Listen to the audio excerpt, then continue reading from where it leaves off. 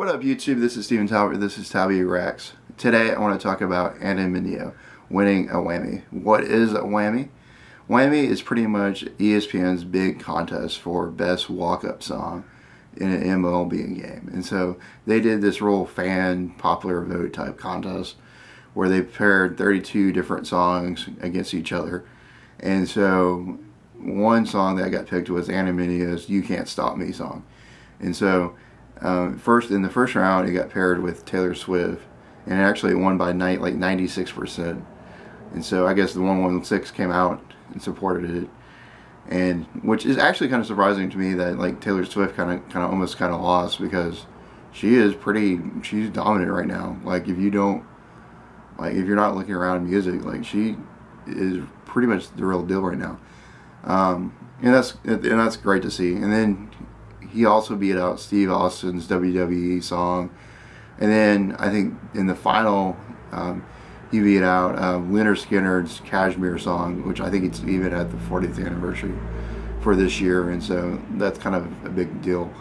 And so like it's super awesome seeing Andy Mineo winning this fan vote award. I kind of want to go at it at three different things, or possibly maybe four. And so the first, what I really was thinking about it, like when he won this award, and it was kind of what it does for like reach records.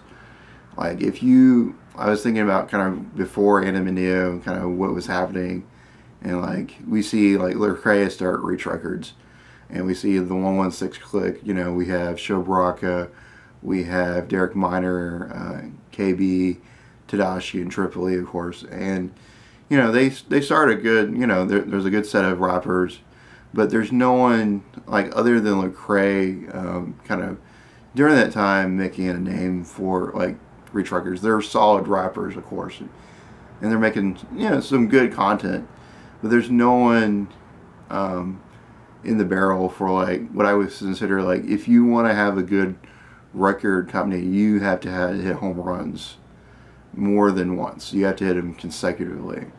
And I think what's cool about watching Andy Mineo come along is, I think really for reach records, this is their next home run. Like I think Andy Mineo could be really big, really instrumental of securing reach records and making them, you know, what they're going to be. And like Lecrae has to think about it, like this is awesome. And I was thinking about that, like it's cool to see how like this could really ferment them. And so like that really came to mind. One of the biggest debates is to kind of track back. Like I think 116 where they're at with, you know, reach records and how they started, and they're going to be considered kind of the godfathers. And Lecrae will be considered that for sure. He's going to be considered the mastermind. When everybody looks back in a couple years, like he's it. But I think if you look at like rap, like secular rap, and like, you know, these different, you know, back like just popular rap right now, and just where it's gone, you do have, you know, you have the NWO and stuff like that. But you had, you know, now you have guys like Kanye, and you know, bigger guys like Drake and stuff like that, take it to the next level. And I think Andy Mineo is possibly that guy for Christian rap. Like he will, I think there's a possibility that Andy Mineo will be bigger than Lecrae. Right now, like if this song is even an indicator of that, we'll definitely see Andy Mineo for sure running for Grammys alongside Lecrae very soon. I think this next album is a possibility of him doing that. And it's remained to be seen to see, like, you know, is he going to be bigger than him or not? But I just like what Andy Mineo has done. Like you could see it just through what he has said. Just every single time I listen to Andy Mineo, it's always positive. It's always good. It's he hits it like without any problems, and that's very hard to do in Christian rap on just a regular basis.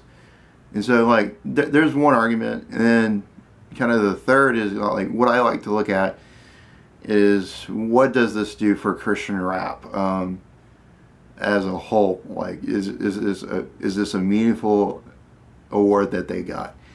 And I think it is. Like if you look back at just Christian music as a whole, like I look at different bands that could have like won this a while back ago. Like you look at Skillet, possibly you could have done it, or to me like the best one is like the best song that could have probably rivaled this was TalbyReacts Showstopper, which I heard it at like A&M's football games and different sporting events.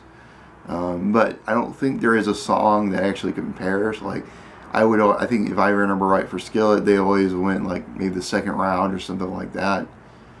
And so like this is huge for Christian music as a whole, that his song won it. And I think it's great. It's a great testament to see for Christian rap in general. And hopefully it'll be considered in the Grammys. I wish they separated from gospel music. I wish they almost write it totally as this is a genre that's becoming big and bigger, because if you look at the rock boards, it's becoming #1.